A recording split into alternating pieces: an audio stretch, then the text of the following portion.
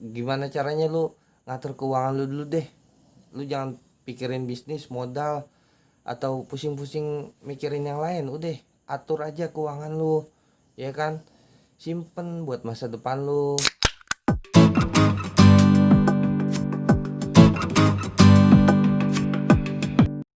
Assalamualaikum warahmatullahi taala wabarakatuh. Ketemu lagi sama gua Bang Wawan.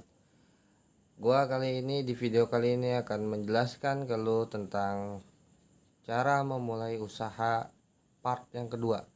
Part yang pertama gua udah jelasin sedikit tentang cara memulai usaha. Jadi dilandasi dengan niat yang baik dan benar, yaitu untuk jalan beribadah kepada Allah Subhanahu wa taala. Jadi untuk part kedua ini gua akan ngejelasin ke lu gimana cara memanage pengeluaran atau memanage gimana caranya keuangan lu bisa terkendali dengan baik sehingga lu bisa nabung seenggaknya 100-200 ribu per bulan itu buat masa depan lu ya. Jadi ini semata-mata gua kasih ke lu tips and triknya bagaimana caranya mengelola keuangan ya. Jadi kalau untuk yang part pertama itu tentang bagaimana niatnya. Jadi sedikit gue jelasin tentang niatnya ya. Kalau untuk lebih lengkapnya lu bisa cek aja di part yang pertama. Kalau yang sekarang ini gue akan ngejelasin ke lu tentang memanage pengeluaran atau memanage gimana caranya lu bisa ngumpulin uang dan lu tahu mana aset dan mana liabilitas. Jadi di sini gua akan ngejelasin ke lu bahwasanya gua belajar tentang memanage pengeluaran itu dari bukunya Robert Kiyosaki yang judulnya Cash Flow Quadrant.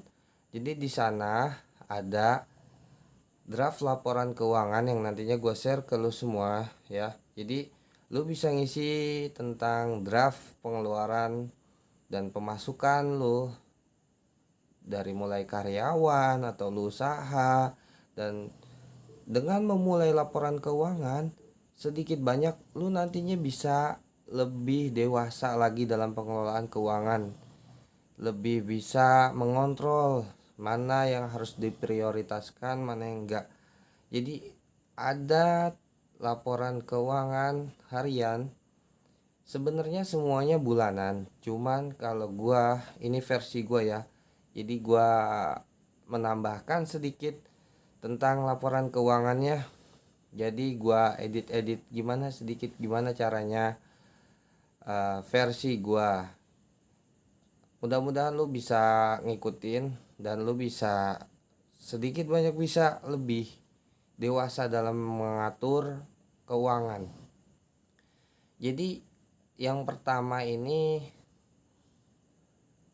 gua kasih contoh ke lu, misalkan lu pendapatan sehari itu 100 ribu, paling enggak 50% dari pendapatan lu harus skip, lu harus simpen itu 50 ribu. Dan misalkan lu dari 50 ribu sisanya buat lu makan, 50 ribu itu harus bisa buat bensin, buat makan. Yang 50 nya lagi lu bisa simpen. Itu kalau untuk yang pemasukannya harian. Kalau untuk pemasukannya bulanan bisa dirinciin semua setelah lu ngisi laporan keuangan, mana utang kredit, mana utang ini. Jadi nantinya lu bakal tahu mana yang harus didahulukan dahulu. Jadi lu bisa nyimpen nanti buat tabungan lu di masa depan.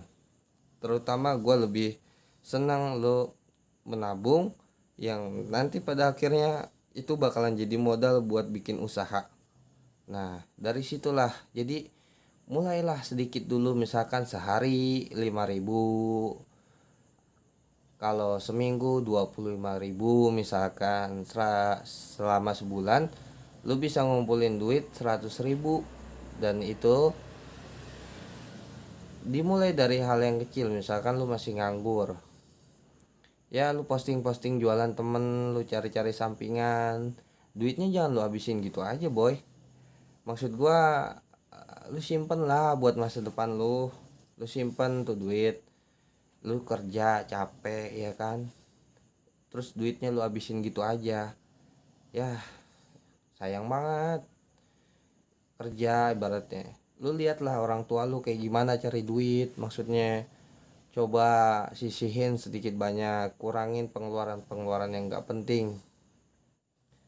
Jadi soal aset, ya aset, aset apa sih, keset kali gitu kan. Aset itu jadi yang gue tahu ya, ini mah versi gue aja. Jadi aset itu dimana lu kerja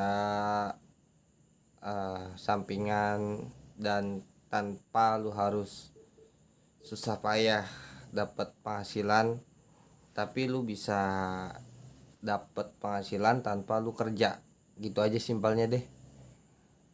Dimana bisnis lu berjalan, pemasukan ada ya, contohnya kayak kontrakan lah, kayak kontrakan. Jadi lu punya kontrakan, nah itu aset buat lu, pemasukan buat lu gitu kan. Kalau liabilitas tuh apa ya, liabilitas tuh utang, utang utang motor, utang rumah, utang yang lain-lain, itu namanya liabilitas. Jadi dimana perbankan mengambil keuntungan dari apa, dari utang lu ya. Jadi seminimal mungkin utang lah dikurangin lah gitu kan. Lu coba nabung aja, nabung, setelah nabung lu kumpulin dan lu planning, lu harus mulai usaha. Jadi mau sampai kapan kerja sama orang gitu kan, lu harus bener-bener deh peduli sama diri lu, bayar diri lu sendiri. Pas gajian nih bayar diri lu sendiri, lu ambil dulu tuh uang buat lu simpen. Nah namanya itu lu mau bayar diri sendiri, ya bukan ngebayar orang lain dulu gitu kan. Ya tetap kalau utang yang udah berjalan ya lu selesaikan dulu lah gitu misalkan. Dan sekarang gimana caranya ke depannya lu bisa ngontrol gitu. Lu bisa ngontrol, bukannya pelit ya, bukannya pelit. Jadi dari 100.000 itu misalkan 50.000 itu simpen, 50.000 lagi lu pakai tuh buat hari-hari. Nah misalkan lu mau mau sedekah atau mau jadi orang dermawan misalkan, kayak nama gua Andri Darmawan kan, panggilnya Wawan aja gitu kan. Jadi misalkan pengen jadi orang dermawan, ya sebisa mungkin dari duit yang 50.000 itu, jadi yang untuk simpenan lu harus disimpan lah itu ya. Jadi nggak usah pusing-pusing deh gitu, apa pengen beli ini pengen beli itu mah cuma nikmatnya cuma di lidah doang, cuma sebentar doang. Udah gitu mah ya udah gitu kan, udah simpen aja uang lu kan, misalkan apa di deposito di bank gitu, apa di mana gitu kan. Jangan kejebak investasi deh, maksudnya yang belum jelas gitu kan. Takutnya lu tergiur gitu dengan janji-janji beginilah begitulah tanpa real gitu kan, tanpa real jelasnya itu usaha gitu kan. Jadi itu mungkin sedikit yang gua kasih ke lu ya, gua nggak usah panjang lebar lah. Gua ini yang penting intinya nanti gua kasih ke lu draft laporan keuangannya dan draft laporan yang gua edit versi gua sendiri. Jadi lu bisa memantau lah pengeluaran lu, sedikit banyak lu bisa lebih unggul daripada teman-teman lu nanti, dimana lu sebulan 2 bulan 3 bulan lu bisa ngumpulin uang ya, paling enggak ya 25% lah dari gaji lu bisa simpen tuh. Soalnya gue udah pernah ngejalanin itu selama kurang lebih 7 bulan. Jadi gue bener-bener manage, gue atur keuangan gue karena pada dasarnya gue niat pengen usaha, pengen bahagiain orang tua gue. Gimana caranya gitu kan. Jadi dari awal gue memanage laporan keuangan itu gue bisa ngumpulin uang sekitar 17 juta dalam waktu kurun 7 bulan. Dan gaji gue pada saat itu sekitar 5 juta rupiah. Jadi setengahnya gue simpen dan setengahnya lagi gue pakai buat hari-hari, buat bensin, buat makan dan buat yang lainnya. Jadi 17 juta itu waktu awal gue beliin untuk mesin jahit, untuk konveksi. Jadi itu gimana caranya lu ngatur keuangan lu dulu deh. Lu jangan pikirin bisnis modal atau pusing-pusing mikirin yang lain. Udah atur aja keuangan lu, ya kan, simpen buat masa depan lu. Jadi ini dia laporan keuangan versi Robert Kiyosaki. Ntar lu bisa print, bisa download ya, atau lu bisa beli bukunya.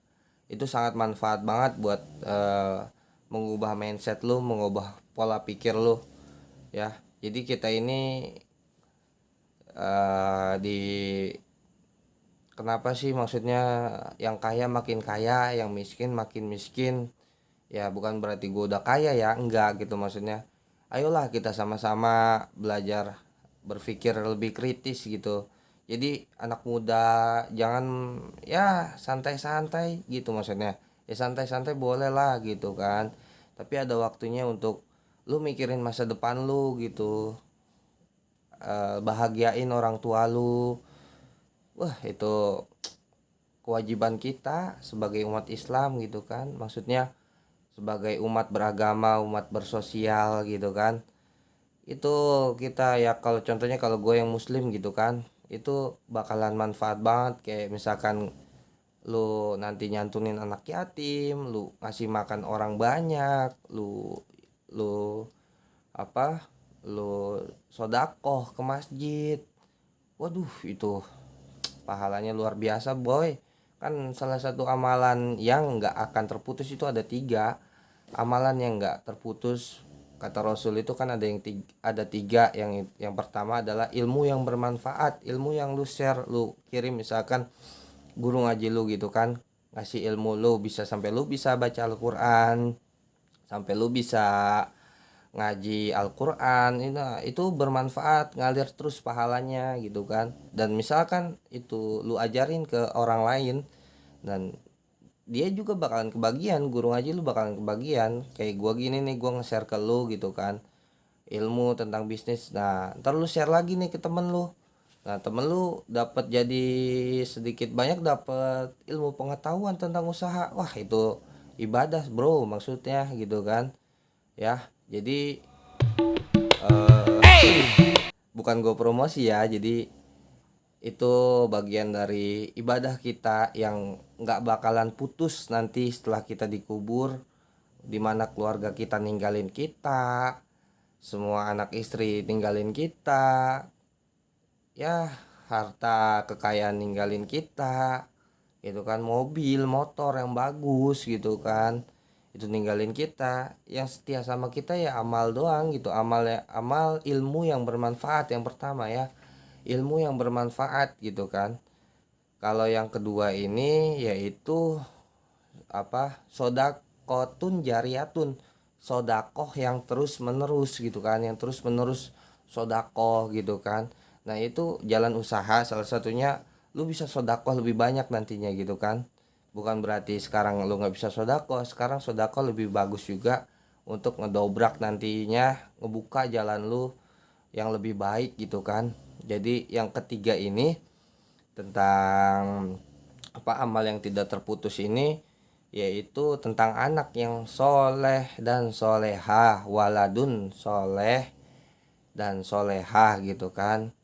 Gue nggak paham hadis, gue tahu luar-luarnya doang lah, kulit luarnya, karena gue bukan apa-apa. Gue pakai peci gini juga bukan berarti gue ustadz ya gitu, maksudnya pengen ini aja lah, apa, biar kelihatan rapih gitu maksudnya ya. Jadi itu mungkin itu sedikit. Jadi yang pertama gue ulangi, ilmu yang bermanfaat lu share, ilmu apa aja yang lu punya lu share bermanfaat, itu bakalan nemenin lu nanti di kuburan kan. Amal jariah itu bakalan naungin lu gitu kan dari siksaan malaikat penjaga kubur. Yang kedua itu amal jariah. Amal jariah salah satunya sodako ke masjid, anak yatim, dan yang lainnya deh, banyak deh pokoknya jangan lupa bersihin pendapatan lu 2,5%-nya untuk membersihkan harta lu. Insya Allah kedepannya lu nggak bakalan kekurangan boy ya. Jadi yang ketiga itu anak yang soleh dan soleha gitu kan ya. Anak yang soleh dan soleha paling enggak bapak mamanya juga harus soleh gitu kan ya. Jadi kurang lebihnya gitu aja. Assalamualaikum warahmatullahi taala wabarakatuh. Salam.